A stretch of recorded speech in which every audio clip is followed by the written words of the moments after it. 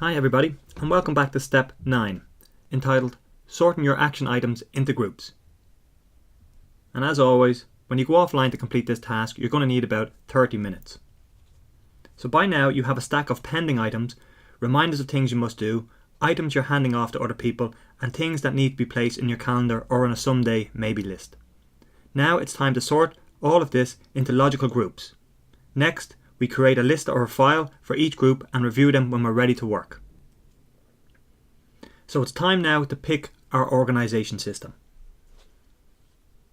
Decide on the best way to physically organize your lists, be it in files and folders, loose leaf binders, or a digital list. And when you're doing that, consider the following questions. Do you prefer single pieces of paper? Would you be comfortable carrying these single pieces of paper around with you? Are you comfortable carrying around a binder of paper? If so, would you prefer the large binder size or a small planner size? Do you prefer to have your system on your computer or on your digital tool? These are some questions you need to ask yourself when deciding on the best way to organize your lists. Now, creating your lists. First, create a projects list. Following that, create your next action lists or next action folders. And some common categories are calls, computer, errands, office, home, anywhere, and agendas. Now, as we saw in a previous step, you might have your own categories that come about when going through your in-tray, and if you do, add them here. When you have those lists created, create another list or a folder called Waiting For, and they are for items that you're waiting for people to come back to you on, such as what you have delegated. Create a list or a folder for your someday maybe items.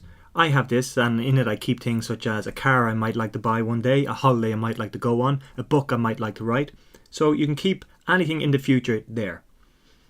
Create any other list to keep track of things such as goals, key areas of responsibility and accountability.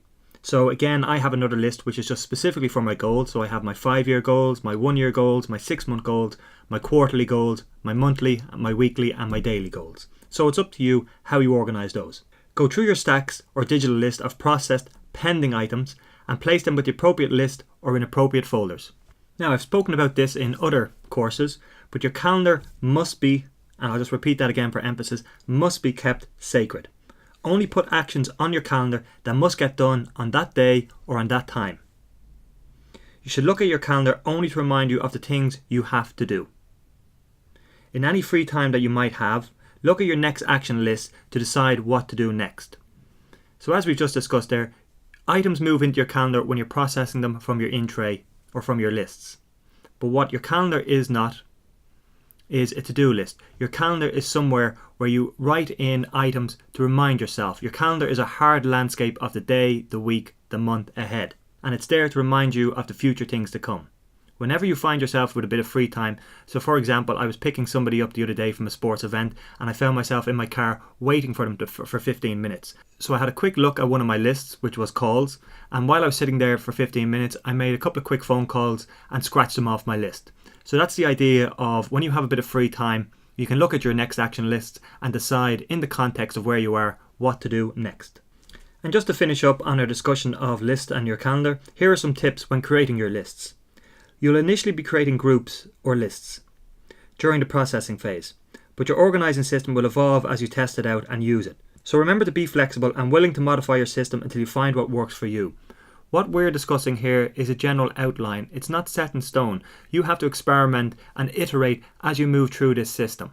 Some things here work for me, sometimes they don't, and you have to evolve your system until you reach the right space for you.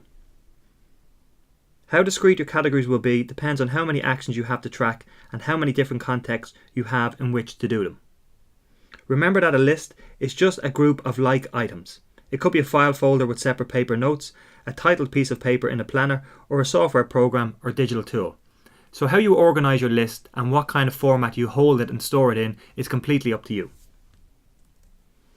That's it for this lecture. And as always, if you have any questions, please do not hesitate to contact me in the discussion section of this course.